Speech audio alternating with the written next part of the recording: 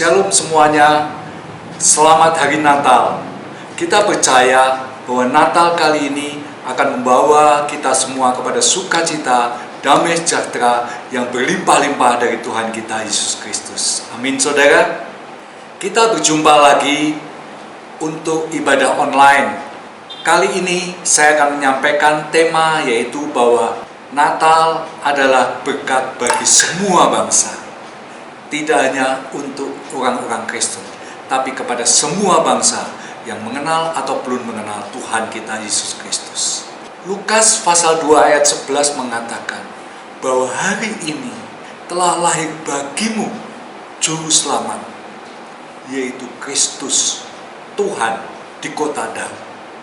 Hari ini berarti hari ini juga saat engkau mendengarkan kebenaran firman Tuhan ini, engkau ditantang bahwa hari ini kau telah mendengar bahwa seorang Juru Selamat telah lahir bagi engkau di kota Daud, yaitu Kristus Tuhan.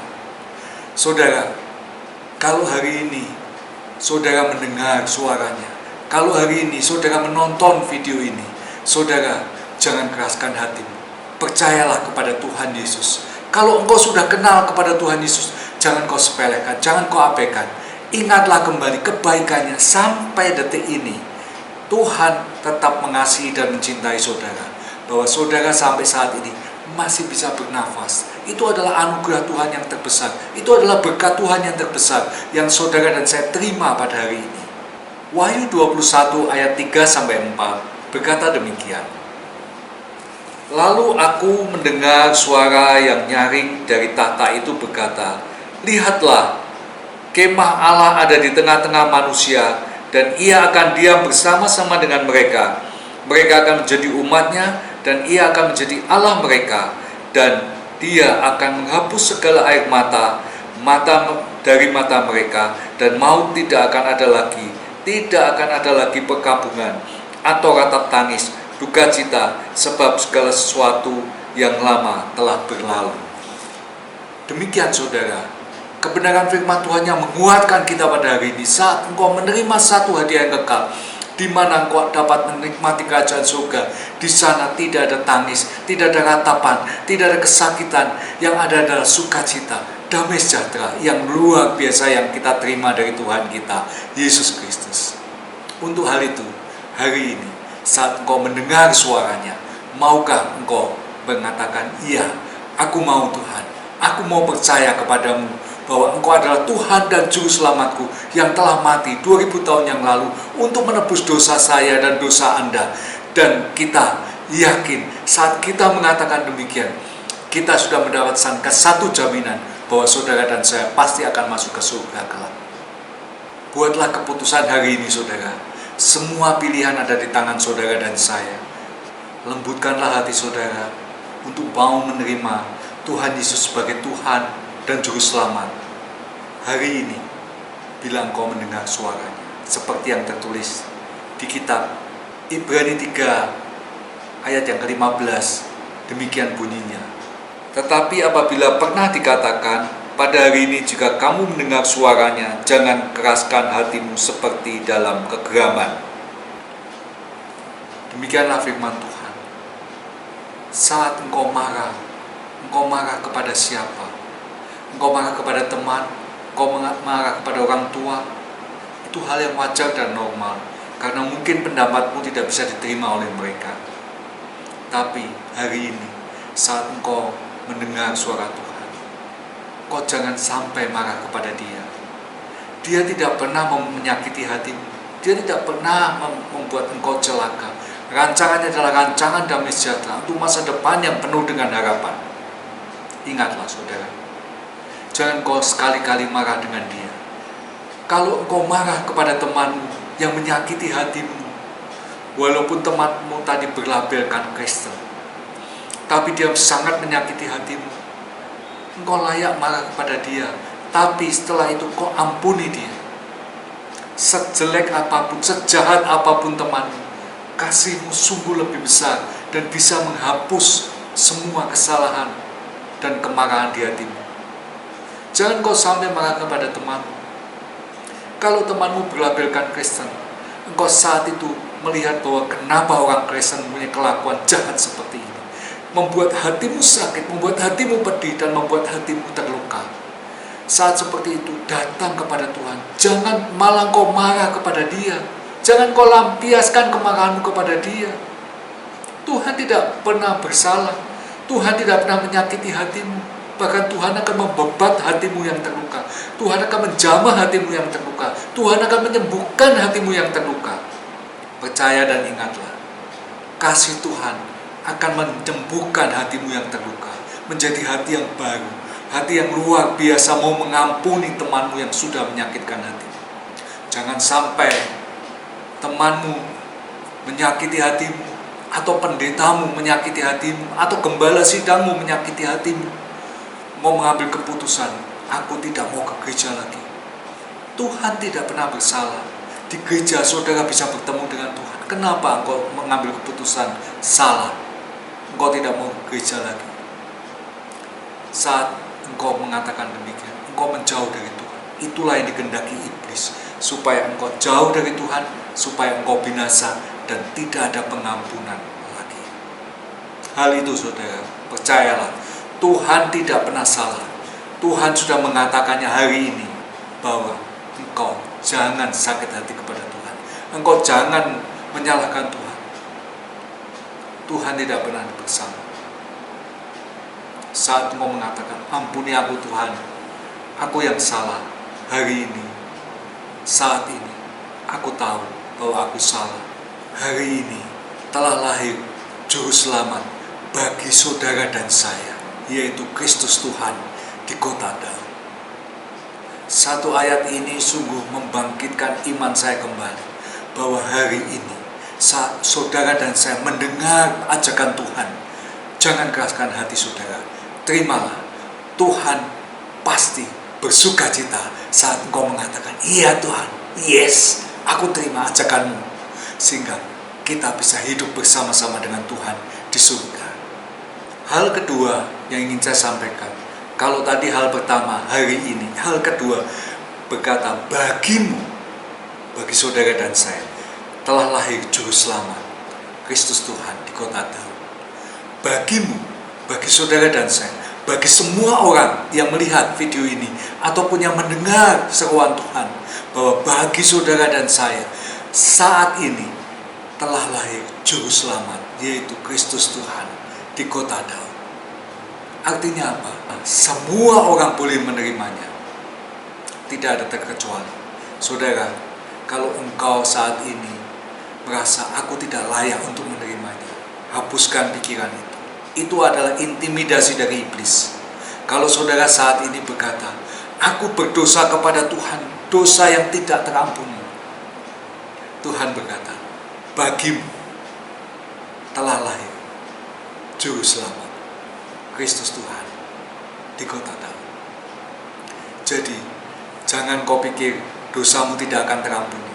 Dosa semerah apapun, sehitam apapun, akan menjadi putih seperti salju. Itu adalah janji Tuhan. Asalkan engkau percaya kepada Tuhan, engkau meminta ampun kepadanya, dan engkau tidak akan mengulangi dosa itu lagi. Tuhan akan melupakan dan menghapus segala dosamu, dan kembali putih seperti salju. Saudara, Tuhan pernah berkata bahwa aku datang bukan untuk orang yang sehat, tapi aku datang untuk orang yang sakit. Artinya orang yang sakit rohaninya, orang yang jauh dari Tuhan, orang yang berbuat dosa, orang yang belum mengenal Tuhan. Saat itu Tuhan berkata, aku datang untuk mereka. Dan saat ini engkau sudah mendengar bahwa Yesus Kristus datang untuk engkau, untuk saya, untuk semua kita, untuk menyelamatkan kita dari kebinasaan, masuk ke dalam kehidupan yang kekal. Hari ini, jika engkau mendengar suaranya, jangan kau keraskan hatimu. Dan hari ini telah lahir bagi saudara dan saya Juru Selamat, Kristus Tuhan di kota Daud. Saat Yesus datang 2000 tahun yang lalu, Tuhan Yesus menganggap bahwa semua bangsa sama. Tidak ada lagi suku spesial di hadapan Tuhan, ras spesial di hadapan Tuhan, orang-orang spesial di hadapan Tuhan. Semua sama, sebab tertulis di dalam Alkitab, engkau spesial di mataku. Engkau adalah biji mataku. Tidak ada seorang pun yang boleh dipegangkan biji matanya. Dikatakan demikian. Engkau dan saya spesial di mata Tuhan. Dan engkau dan saya biji mata Tuhan. Luar biasa. Pernyataan yang sungguh luar biasa. Tuhan menempatkan saudara dan saya tidak akan pandang lagi siapa suku, bangsa saudara. Tapi Natal kali ini adalah untuk semua bangsa. Untuk saudara dan saya. Siapapun juga yang mendengar dan mau percaya kepada Tuhan Yesus. Engkau adalah spesial di mata Tuhan. Engkau adalah biji mata Tuhan. Engkau adalah precious di hadapan Tuhan. Saat saya mempersiapkan khotbah Natal pada hari ini, saudara, kita tahu bahwa di luar sana banyak saudara-saudara kita yang sangat menderita karena COVID-19. Saudara, pada saat kita berjumpa dengan mereka, saya pernah berjumpa dengan mereka dan mereka katakan, saya tidak kuat Pak, kondisinya terlalu berat, ekonomi hancur, pekerjaan saya berantakan, dan sungguh-sungguh satu hal yang sangat menekan kehidupan saya tidak mampu lagi Pak. Stop. Ingat saudara, di dalam buku manual kehidupan, yaitu Alkitab, dikatakan demikian. Filipi 4 ayat 13, segala perkara dapat kutanggung di dalam Dia yang memberikan kekuatan kepadaku. Ingat saudara, segala perkara dapat aku tanggung di dalam Dia. Saudara, kalau COVID-19 melanda tidak hanya saudara saja, melanda tidak hanya Indonesia saja, bahkan seluruh dunia. Bahkan saat ini banyak sekali berita mengatakan COVID-19, virus itu sudah bermutasi menjadi lebih dahsyat lagi. Saudara, apakah engkau masih ingin meratap dan merenungi nasib saudara? Ingat, Tuhan katakan, bangkit, kita semangat, kita hadapi segala perkara. Segala perkara, artinya apapun yang saudara alami dapat ditanggung di dalam Yesus Kristus, Tuhan dan Juru Selamat. Sehingga judul Natal kali ini, berkat buat saudara dan saya, yang menguatkan iman kita kembali, bahwa segala perkara dapat aku tanggung di dalam Dia, yang memberikan kekuatan di dalam Tuhan Yesus Kristus, yang sudah mati 2000 tahun yang lalu untuk saudara dan saya. Saat ini, saudara maukah melawan hal ini semua, supaya saudara boleh kembali bangkit semangat untuk menghadapi semua ini. Mungkin saat ini saudara mengatakan, aku sedang kekurangan, ekonomiku hancur, aku tidak punya tabungan lagi, anak-anak, istri butuh makan. Ingat saudara, di dalam Alkitab dicatat, ditulis, dan menjadi ayat yang sangat populer. Coba kita lihat ayat ini. Filipi 4 ayat 19, Allahku akan memenuhi segala keperluanmu menurut kekayaan dan kemuliaannya dalam Kristus Yesus. Allah saudara dan saya, Yesus Kristus, akan memenuhi segala keperluan saudara dan saya di dalam kekayaannya. Luar biasa kan janji Tuhan ini. Tetap semangat, yakin Tuhan tidak pernah bohong. Janji Tuhan ya dan amin, dan tergenapi di dalam hidup saudara dan saya. Itulah yang akan membangkitkan iman saudara. Itulah yang akan membangkitkan semangat saudara kembali, bahwa Allahku akan memenuhi segala keperluanmu. Keperluan saudara, bukan keinginan saudara. Sekali lagi saya katakan, bukan keinginan, tapi keperluan saudara. Keperluan adalah satu hal yang boleh dikatakan tidak bisa ditolak. Saudara dan saya butuh makan, saudara dan saya butuh pakaian, saudara dan saya butuh oksigen untuk saudara dan saya bisa hidup. Untuk hal itu, itulah yang disebut keperluan. Saudara wajib untuk mendapatkan semua ini, dan Tuhan akan memenuhinya di dalam kekayaannya. Dan saudara pernah mengatakan, tapi saya takut Pak. Ingat, firman Tuhan mengatakan, 2 Timotius 1 ayat 7, sebab Allah memberikan kepada kita bukan roh ketakutan, melainkan roh yang membangkitkan kekuatan, kasih, dan ketertiban. Sebab Tuhan tidak pernah memberikan roh ketakutan, tapi memberikan pada saudara roh yang membangkitkan kasih dan ketertiban. Satu hal yang luar biasa, Tuhan terus menyiapkan kebutuhan-kebutuhan saudara dan saya. Untuk hal itu jangan takut. Tuhan tidak pernah meninggalkan saudara. Roh Kudus akan terus menemani saudara dan saya. Untuk hal itu, tetaplah percaya kepada Tuhan, tetap semangat di dalam Tuhan, karena Tuhan akan memenuhi segala keperluanmu, dan Tuhan akan mendampingi kemanapun kau pergi. Tapi Pak, saya khawatir. Saya melihat dengan mata kepala sendiri, teman-teman saya terserang COVID, banyak yang meninggal. Khawatir, dan khawatir. Saudara, firman Tuhan tercatat di dalam 1 Petrus 5 ayat 7. Serahkanlah segala kekhawatiranmu kepadanya, sebab Ia yang memelihara kamu. Ia, Tuhan Yesus, yang memelihara saudara dan saya. Ia yang memelihara kamu. Serahkanlah segala kekhawatiran saudara dan saya, sebab Tuhanlah yang memelihara saudara dan saya. Boleh 1.000 orang kebal di sisi kiri dan 10.000 di sebelah kanan, tapi tidak ada satu pun yang akan menimpa engkau, dan tidak ada satu bahaya pun yang akan menimpa engkau, tidak ada satu penyakit pun yang bisa menimpa engkau. Percayalah kepada Tuhan dan tetap semangat. Jangan sampai semangatmu hilang. Percayalah, Tuhan tidak pernah meninggalkan engkau. Saudara pernah berkata, aku sakit Pak, aku sakit. Ingat, firman Tuhan juga mencatat di dalam Yesaya 53 ayat yang kelima, oleh bilur-bilurnya kita menjadi sembuh. Oleh bilur-bilur Yesus, saudara dan saya menjadi sembuh. Oleh bilur-bilur Yesus, saudara dan saya menjadi kuat. Oleh bilur Yesus, saudara dan saya menjadi semangat kembali. Untuk hal itu, tetap di dalam Tuhan. Jangan kau tinggalkan Tuhan, sebab Tuhan tahu apa keperluanmu, dan Tuhan akan mencukupkan segala keperluan menurut kekayaan dan kemurahannya Dia buat saudara dan saya. Amin saudara. Saudara, saat engkau percaya kepada Tuhan, di situ Roh Kudus mulai bekerja di dalam hatimu. Roh Kuduslah yang akan memampukan saudara dan saya untuk terus tetap percaya, untuk terus tetap setia, untuk terus tetap taat akan kebenaran firman Tuhan. Dan saat engkau dipimpin oleh Roh Kudus, engkau terus hidup di dalam kekudusan. Dari kekudusan menuju kekudusan yang lain. Dan saat itu engkau siap untuk dijemput Tuhan sebagai mempelainya, dan engkau akan mendapatkan kerajaan surga. Amin saudara. Satu hal yang luar biasa, hadiah Natal kali ini adalah Natal yang luar biasa. Berkat Tuhan yang sangat besar, berkat Tuhan yang sangat berharga, yaitu keselamatan saudara dan saya. Poin ketiga yang ingin saya sampaikan buat saudara dan saya adalah Kristus Tuhan. Siapakah Kristus itu? Sampai Dia layak untuk menebus saudara, untuk sampai Dia layak memampukan saudara dan saya sampai ke surga. Kristus berasal dari bahasa Yunani Kristos, yang artinya yang diurapi. Adalah gelar salah satunya yang diberikan kepada Yesus, karena orang Kristen pada masa itu percaya bahwa Yesus yang adalah Mesias yang dijanjikan di perjanjian lama.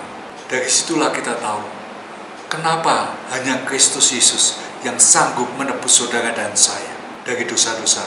Di dalam Kisah Rasul 4 ayat yang ke-12 berkata demikian, dan keselamatan tidak ada di dalam siapapun juga selain di dalam Dia, sebab di bawah kolong langit ini tidak ada nama lain yang diberikan kepada manusia yang olehnya kita dapat diselamatkan. Saudara, kalau kita melihat pernyataan Tuhan di Alkitab, jelas dikatakan di kolong langit tidak ada nama, satu nama pun yang Tuhan berikan kepada manusia supaya saudara dan saya bisa diselamatkan selain nama Yesus Kristus. Dari ayat di atas jelas dikatakan bahwa setiap orang butuh satu keselamatan, sehingga Tuhan 2000 tahun yang lalu Dia datang ke dunia, Dia menjadi manusia untuk dapat membawa saudara dan saya kembali ke surga. Saat Dia lahir, Dia ditolak. Tidak ada penginapan yang mau menerima Dia. Tidak ada satu penginapan atau rumah sakit bersalin yang mau menerima Dia. Dia ditolak sejak Dia di dalam kandungan dan akan lahir ke dunia. Bayangkan, saat seperti itu, Maria yang perutnya sudah besar, dia sudah mengandung 9 bulan bersama Yusuf. Dia berusaha mencari penginapan. Di mana? Tidak ada yang mau menerimanya. Saat itu dia ditolak. Mengerikan, saudara. Mengerikan. Setelah dia beranjak menjadi anak-anak, Herodes, raja yang berkuasa saat itu, hendak membunuh dia. karena dia tidak tahu, Herodes tidak tahu. Dia hanya merasa tersaingi bahwa ada seorang raja yang lahir. Dia bunuh semua anak. Dia tidak mengerti mana Mesias, mana Yesus. Dia tidak tahu. Kalau sekarang gampang, share di WA sudah tahu semua.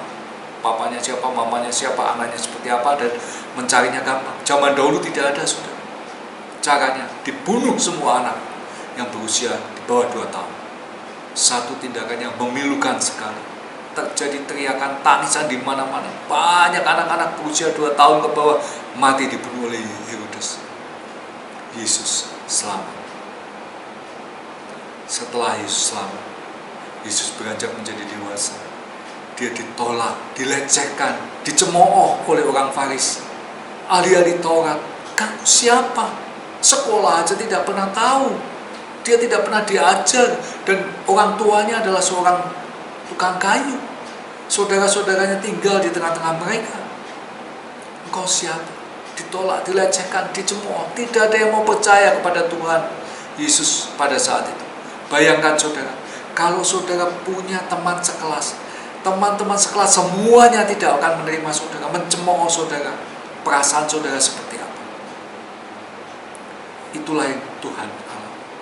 Sampai dia diludahi, dia ditampar, dia difitnah, bahkan dia dikatakan pemberontak dan layak dihukum mati. Hal itulah yang sangat memilukan, yang sangat-sangat tidak bisa kita terima. Sampai dia harus mati di kayu salib. Tapi apakah dia sakit hati? Apakah dia dendam?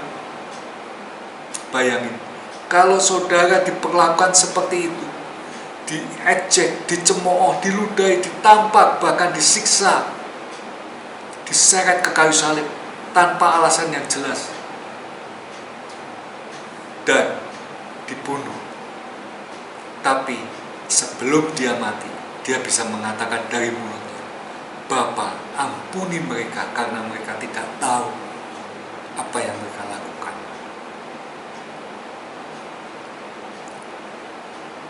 Satu statement yang sungguh mengejutkan dunia, bahwa Yesus di atas kayu salib, di atas penderitaan yang terberat sekalipun, di atas mati dan hidup hendak putus nyawanya, dia masih mengatakan, Bapa, ampuni mereka karena mereka tidak tahu apa yang mereka perbuat. Hal yang ketiga, tidak sia-sia Tuhan mengatakan, Kristus Tuhan, Kristus diurapi.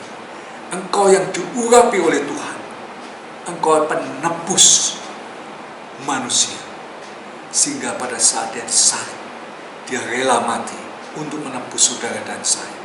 Yang seharusnya kita yang harus disalib, tapi sudah digantikan oleh Yesus 2000 tahun yang lalu. Sungguh satu hal yang sangat-sangat berharga di mata kita, yaitu kematian seorang yang tidak berdosa untuk menggantikan kematian saudara dan saya, supaya saudara dan saya boleh berhidup yang kekal di surga.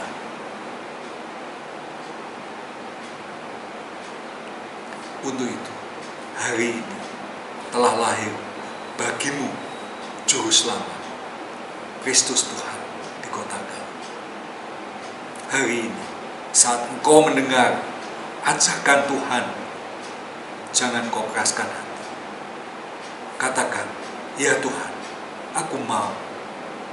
Bagimu, siapapun engkau orang berdosa, engkau orang yang tidak mengenal Tuhan sekalipun, hari ini Tuhan mengajak, kenalilah Tuhan Allahmu, yaitu Yesus Kristus Tuhan, Juru Selamat saudara dan saya.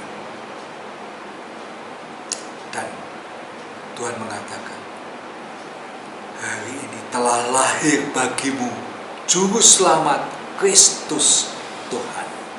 Satu hal yang tidak bisa digantikan oleh orang lain, tidak bisa digantikan oleh siapapun, kecuali Yesus Kristus harus mati buat saudara dan saya. Kristus yang diurapi oleh Tuhan harus mati dan dilayakkan Tuhan untuk menebus dosa saudara dan saya.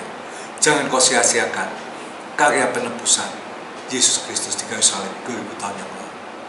Hari ini, hari Natal ini, 2000 tahun yang lalu, Yesus telah lahir di dunia.